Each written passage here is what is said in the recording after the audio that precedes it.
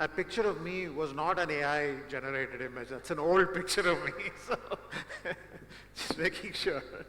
All right. So I think there's a general question that we put up there saying, are banks ready for generative AI? The quick answer to that is banks are ready, but cautiously ready. I think that's the basic answer to that question. But I'll elaborate on that a little more as we go through the talk today.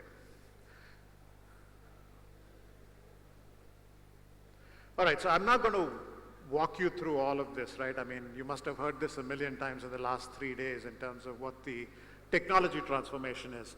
I just wanted to talk about 3 inflection points that have happened, right? So there was the Industrial Revolution. There was the cloud and mobile revolution. And today, I think we're absolutely in the middle of the AI revolution. And the reason I call these revolutions is primarily because they changed fundamentally the way businesses operate. They changed fundamentally the way people needed to learn and implement what they learn. All 3 of them are going to have the same, transformational effect that is not going to leave us the same as we were before the revolution started. So there is this term that is actually commonly used, which basically, talks about this singularity. I don't know, you guys have heard about the singularity? So singularity in the context of artificial intelligence is primarily when artificial intelligence actually either equates or exceeds human intelligence. And what they're talking about is that we will reach that singularity within the current century. And that's a telling statement. Yes, we have a few more years, but what has actually surprised me is what ChatGPT has done. I mean, my expectation was that this will be a little more drawn out in terms of the way AI affects our lives, but this has happened a lot faster. So when they say the end of the century, I don't know. It's anybody's guess at this point in time. But I think it's important to understand that AI as a paradigm is something that's been around for a very, very long time. I mean, I can quote from personal experience that when I was in the early 90s, I was actually working with neural network models. And I actually worked with this company called Pacific Gas and Electric for load prediction, electrical load prediction at that point in time. And very, very rudimentary in terms of what we could do. It's a multivariate problem that we were trying to solve, but we were actually able to actually make some headway in terms of helping them with the operational processes. But why is it that we're suddenly seeing that this has become so heated in terms of space? Why is it that we're finding that the adoption of this is becoming much faster than everything else that we've seen in the world? So if you look at it, this is what are the timelines that were actually used in terms of getting to 100 million users. The internet basically took about 7 years to reach 100 million users. The iPhone took about 5 years to reach 100 million, and ChatGPT took 2 months. Why is it that we're actually seeing this hastening of technology adoption and technology being able to be consumable in the spaces that we operate in? I think this is pretty much a perfect storm of what's happened, right? I mean, if you look at it, this needed hardware. This needed operational speed. This needed storage capacity to be at a level where all of this data could be crunched. I talked about the Pacific Gas and Electric problem, and I was dealing with about 10 years worth of data, which were all in these disks that we actually pretty much had to load in order to train our models at that point in time. The capacity and the capability that is there today to crunch data, to deal with big data, and to be able to actually have algorithms use compute in a way that we can actually get results instantaneously. I think this perfect storm of all of these things is what's actually making this more viable, and it's making it available on our mobile phones, right? I mean, I've been playing around a lot with ChatGPT, I have to say that. Image generation, text generation, so on and so forth, but all in my personal space. And the reason I say this very, very importantly is because I think we need to be very, very careful. Pace is okay. I mean, I was actually at a conference, at the NASCOM conference about 2-3 years ago when IoT was very big. And some of the people came and said, you know, you guys keep changing the ground rules on us every 3 months. Before I adopt one technology, you're telling me that's obsolete. I can't sustain my business like this. Okay, and that's what we have to deal with when we're talking about end users. We're talking about what sort of adoption that needs to be there. The other important thing that I really want to talk about is the fact that you need to be sure of whether the technology is right. And especially with artificial intelligence, this becomes very, very critical. I was actually talking to somebody in the medical space, right? I think we had a talk from Cigna just prior to this. But fundamentally, you can't say, I am 50% or 60% correct on somebody's heart attack prediction. It just doesn't work, right?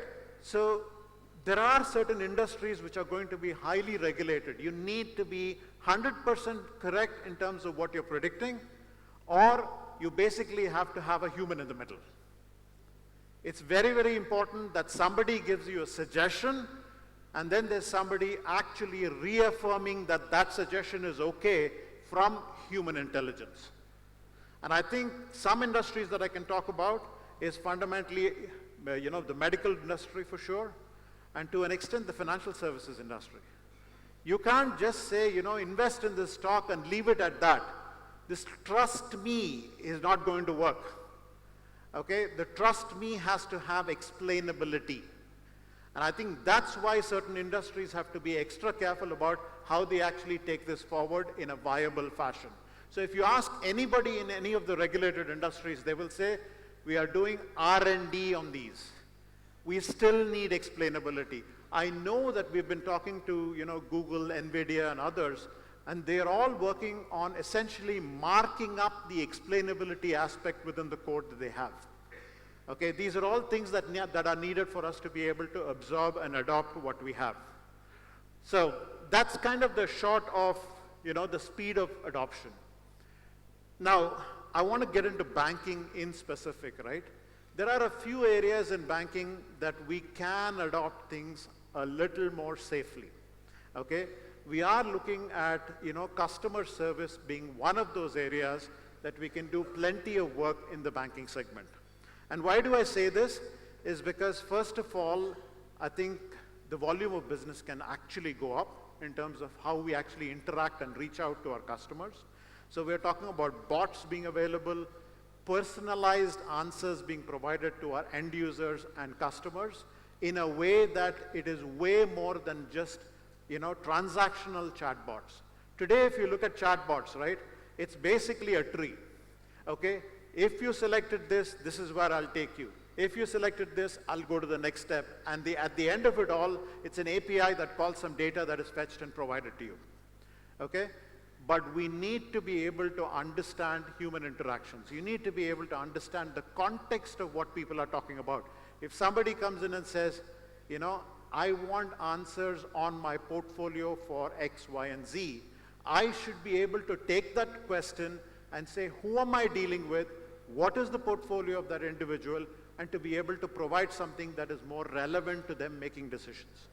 Okay? So that whole conversational aspect is enhanced a lot by what we can do with some of the generative AI capabilities that are available today.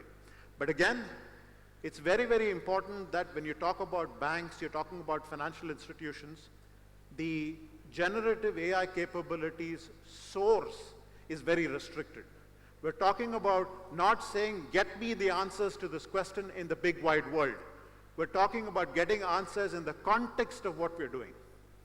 Okay? And this is very, very important because I can't, you know, have a chatbot speculating on what it can do based on random data that's available on the internet. Okay? I need to be very specific. What source am I tapping into? The learning model is actually using only that data that is available that I am sure about that it can learn from. And I think that's what we're trying to do today. We were talking about essentially saying we will have a DB bot or an info bot which is Deutsche Bank specific, which means I know exactly where it's learning from. Okay, one other example that we actually used internally, which we are experimenting with, is basically saying we have, if you're talking about regulated industries, we have thousands and thousands of policies, okay? And all these policies are contextual to the role that you perform within the bank, okay? And how can I make answers to certain questions for employees being available in order to say, you are in this role, this is what's relevant for you. And it has to come out with these answers in a broad text that's available in policy documents that are there within the bank. Okay? Another thing is I can actually use this in terms of employee information. Me as an employee can go in there and say, I want to know what my options are in terms of a sabbatical that I want to take, as an example. There are policies that are there. I can go in there. I can essentially cull the information out of that and provide it to my employees. These are, for me, to a large extent, low risk, right? I'm experimenting with these internally to make sure that I'm confident about the capabilities that I bring with the bot, with the chat, with generation of AI capabilities. I will take a little more time in the R&D in terms of figuring out what can I do with customer advice, what I can do with some of the other capabilities that I will want this to evolve into, but that will depend on the explainability aspects. So customer support is definitely changing. I'll give you another example, right? I mean, all of you probably have dealt with investment advisors. Okay, people come and say, invest in this mutual fund, that debt fund, and blah, blah, blah, blah, blah, right? Now, how do they get that information? There is actually a lot of information that is available in the general space from common bodies that actually publish information on essentially companies, on funds that are available, their profitability over a course of time, and so on and so forth. And there is a lot of internal research we have, right, within the bank that also comes into play in terms of figuring out what I am supposed to suggest to A, B, or C. This is large volumes of information that a customer support agent potentially cannot just remember out of the top of their head, right? So we are generating a few things in terms of how we can actually take this to the next level. So customer support in terms of investment advice, in terms of analyzing the market, and then using some of the internal experiments that we can do within our own employee base and things like that to be able to develop the confidence and predictability that we need in taking all of those key decisions that might affect other people. Okay, so it's a journey. I'm not going to jump in and say, I will do this. We will not do black box technology. I need explainability and at a level where I can actually articulate it to not only the customers, but potentially the regulators, right? First, it needs to give confidence to us internally. It needs to give confidence to the customers. It needs to give confidence to the regulators. Okay? The next element of what I wanted to talk about is reducing risk. So this is an area, okay, that we are actually seriously looking at because risk management within banks is extremely critical. And we're talking about operational risk, which fundamentally means, is the bank investing in unsafe areas? Is the bank basically, abiding by all the regulations that are actually put on us by the countries, the governments, the regulators, and so on and so forth? Okay? All of this requires that, point of transaction systems, essentially somebody, an investment person actually sitting at the floor in terms of the stock market and saying, buy, sell, okay? Are these kosher transactions? Is there a way for me to actually look at some patterns that exist and see if this is going to be not okay from a bank standpoint? Can I put a stop to it? It requires for me to perform a lot of these regulatory calculations in quick time.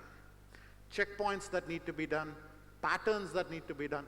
I don't know if you guys know that, there's the whole thing about penny stocks, right? I mean, how do they actually get to the kind of stuff that they get to, right? It's about time series of the transactions that are made. If I make 1 million transactions over 2 seconds or 2 minutes, okay, somehow suddenly that stock becomes more prevalent, right? So I need pattern recognition and all of these things. I need to say, am I able to look at this transaction flow? Am I able to actually detect some anomaly, a risk, and then flag it to the right people?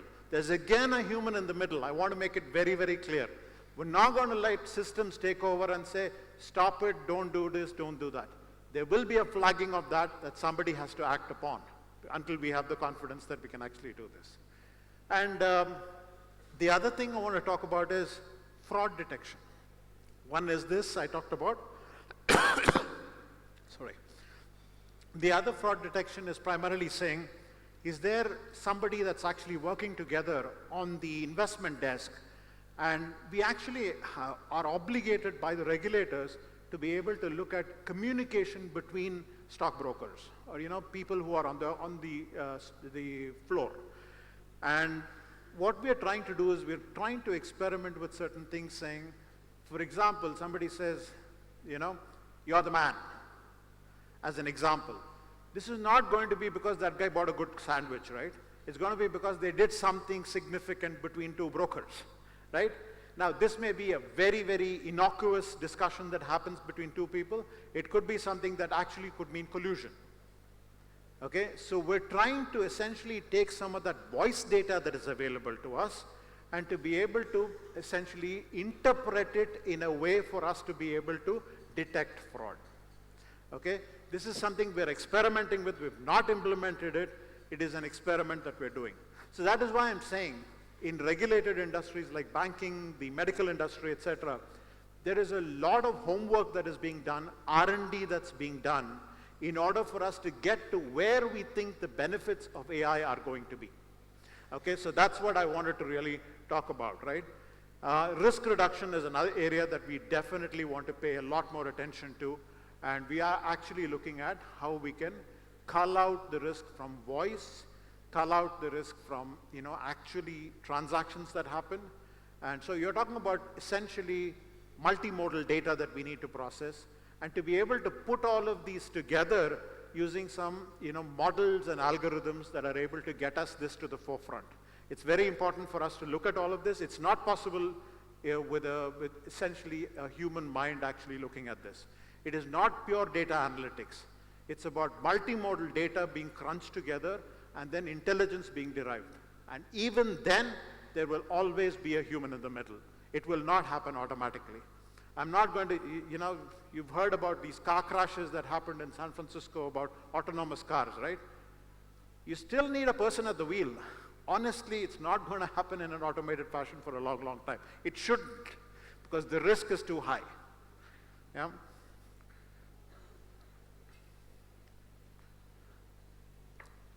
So the last thing that I actually wanted to, talk about in terms of what we're working on is essentially automating operations, right?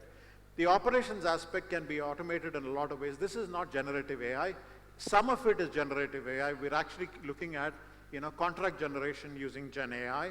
We're looking at job descriptions actually being generated using Gen AI. We give it a broad idea about what we need, and the documents can be generated. But more importantly, traditional AI can be used in terms of actually looking at automating a lot of operational tasks that we have. And this is bread and butter for us. This is not something that we're doing R&D on. This is something we have implemented. Like, for example, we do a lot of things in terms of essentially looking at end-to-end cycle times, right? How do we improve processes? And we're looking at data mining tools and some amount of ML and AI to be able to shrink that time significantly.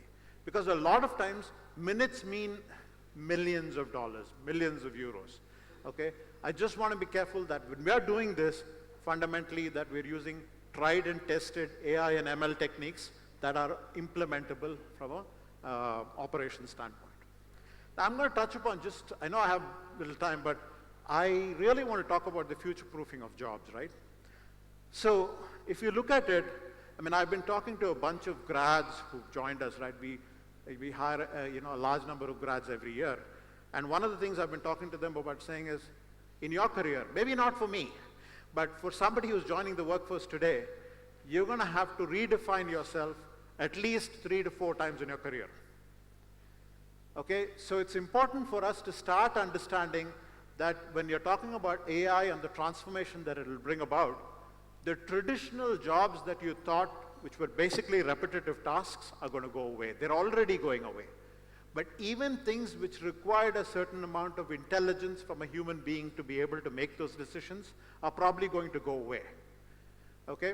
Higher order tasks maybe still stays with us. I don't know. It depends on that singularity we talked about. But essentially, if you look at it, the human jobs are not going away in the sense that you will not be out of a job. You're going to have to figure out what the next, task list that you're going to be working on. What is the kind of knowledge and learning that you have to build into yourself to be able to be ready for that change? It's not what you do today. People come at 8 o'clock, leave at 5 o'clock, or maybe work from home from 8 to 5, whatever it is. That job is probably going to go away, but it's going to get redefined. You're going to have to figure out what that new paradigm is, what that new way of working is going to be. You're going to have to know how to leverage AI tools to be able to achieve your job. Like I said, the human in the middle is still important. Okay, so if you want to be that human in the middle, you have to relearn. And I don't know what else is going to come in the next 30 years, right? So redefining yourself is extremely important. I say that to the developers as well, right? Because so far, all of the technologists were assuming that technology jobs are not to be touched, will not go anywhere. Coding is obviously going to get automated. And you're going to, regular testing kind of roles probably are going to change to something else. They're all going to morph. It's about whether you're ready for that morphed landscape that you're going to be dealing with, as opposed to saying, I'm happy, I'm just going to watch my Netflix and do what I do every day. Not working.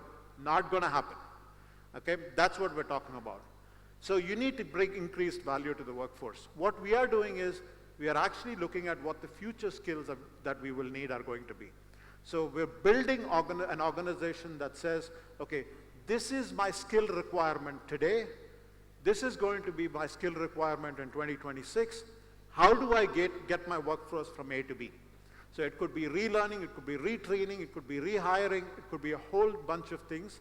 But we are looking at the organization not in terms of individuals and the education they came with, but the skills they would potentially need and the learnability that they have towards getting to that end state. I think this concept of learnability is extremely critical for all of us. It doesn't matter which stage in your career you are in. I think if you're not going to be open to that learnability aspect, you're already a dinosaur. It's extremely important, especially with the advent of some of these AI capabilities. This is something, I talked briefly about it already, but I think it's extremely important that we use AI responsibly. And AI cannot be used only from a profit motive perspective. It has to be looked at from an ethical perspective. It has to be looked at from an accuracy perspective. That is the most important thing. The trust building that I talked about repeatedly is something we need to, as people who manage the technology, have to be comfortable with. You have to make sure that there is no bias in the decisions that are made. And I was reading a book recently, it's called AI 2040. I don't know if you guys have had a chance to look at it, but you should look at that. There are a bunch of, it's fiction, but it's fiction that actually brings out the potential pluses and minuses of AI. It's a fascinating book. But what it really talks about is the ethics of what we actually are going to do is extremely important. We need to stick and be true to ourselves. We are human beings first, profit mongers later. I think it's very, very important for every one of us to understand that at a much, much deeper level. The other thing is, the ethics goes with data privacy and regulation, right? Regulation is when somebody comes with a stick at you, but data privacy is intrinsic to all of us. Organizations need to believe in the concept that you are not going to make information available to people who don't need to know this. We already have this, in terms of the bank, right?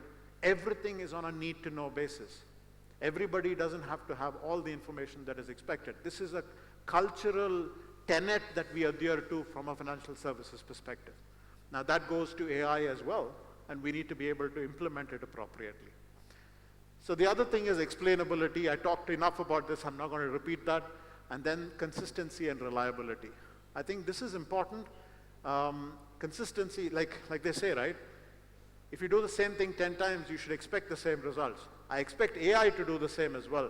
Not go off on this, illusory journey of its own, which happens today. If you look at ChatGPT, you kind of slightly reframe the question, it'll give you a different answer. That's not acceptable. That's not going to work when you're actually making critical decisions from a standpoint of how you use AI. So I think that's very, very important. So reliability and consistency are also parts of what AI will need to bring to the table to make me trust what it has. Okay, and to me, that's what's important. That's pretty much what I had. I think I have 5 minutes left for questions. Open to anything that, there's some questions here. Hi, my name is Saket and I come from Shell. Yeah. So we've been discussing, this session is amazing, and you've been letting us know on customer support and using AI, chatbots. Is there a problem statement also for the traders using... For who? The traders, because yeah. I see Deutsche Bank has a major stake in the Bombay Stock Exchange. Do you yeah. have also a problem statement or trying to solve key deliverables for traders? Sure. So I think I'll take that question in two parts, right? And one part is assisting the traders in what they do. And I think that really boils down to this multimodal data that they have to actually assimilate in order for them to make those decisions that they make, right? So AI can actually help in bringing all of this together in order to provide them certain recommendations that they can take forward, subject to all of the proving that we can do from the R&D that we're doing. But eventually the end state would be, the problem statement would be better trades in a fashion that will help. But the other part of the problem is what I talked about. It is fraud detection. And this is something, again, that we're doing some work on in terms of saying, are traders being genuine in what they do? Okay? And to be able to monitor some of those transactions that they do, monitor the way actually they communicate with each other, so on and so forth. These are the two use cases that we are currently following or doing some work on. But it's about better trading and then essentially the controls that we actually need to put in place to ensure that everything is fair. Thank you. Great talk. Yeah. Have a great day. Yeah. Hello. So my name is Vikash. I work in an asset management company. Sure. So I wanted to understand from you, and you have briefly touched upon that you are doing something on the advisory side where you use technology and AI to advise what a person should do with his money when the additional money which he has got or the existing portfolio which he is holding. And I have an experience that when it comes to advisory, the bank actually asks few questions, and based on which it does an assessment of how much risk I can take. Sure. And in most cases, if those questions are asked to me in different situations, I give a different answer, depending upon how the environment is all around me. I believe AI could help in all the aspects of this journey where you can understand my risk appetite better and then give me an advice which is most optimum for me based on my existing demographic profile, based on my risk understanding, and how I can rebalance the portfolio, because you are servicing maybe millions of clients like me. It will be very difficult for you to rebalance and analyze the portfolio of each and every individual humanly. So is anything you are doing right now, or if there is anything in the pipeline which you are planning to do? So what's your thought process on this? Is there a case for it? Yes. But are we doing anything on it? I think it's very rudimentary at this point. It's all in R&D today. In terms of, like I told you, right? I mean, I'm talking about investment advisors and things like that. We're trying to basically figure out some form of model that will help them aggregate all of the volumes of data in the context of an individual to be able to give something to them to take forward.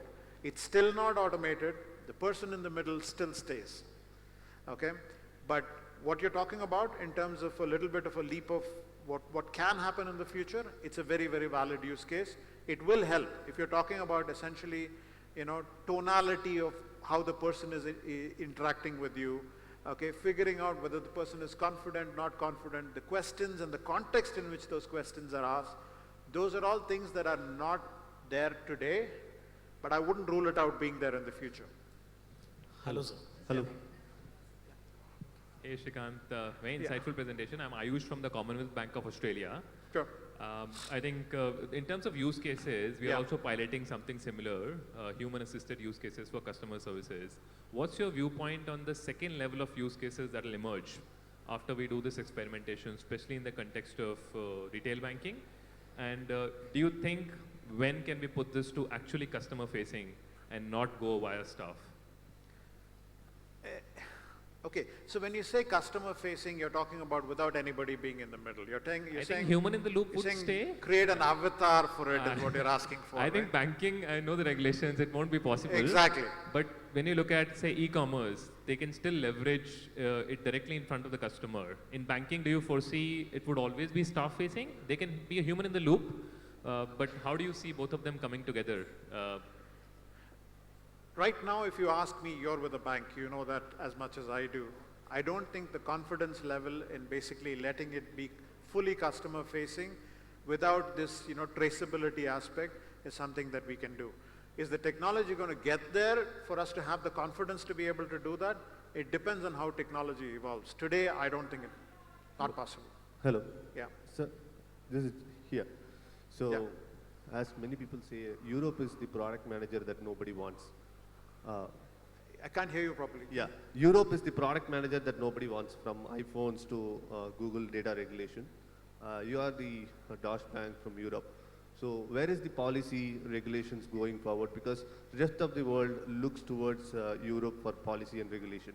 So India is ahead of European Union, or are we behind? Where are we? Can you throw some light on that? I think if you look at it, only now we've caught on a lot in terms of data privacy policies itself, right? I think everybody is struggling with AI and regulations around it, including the regulators in any of the countries that I can talk about. I don't think we are behind or ahead of any of those. I think people are still, even technologists don't understand this well enough to be able to formulate policies. What about, how can the regulators actually come into play? So I don't think we're behind. I don't think we're ahead. I think we're waiting for more information to come in and evolve for us to be able to frame something around this.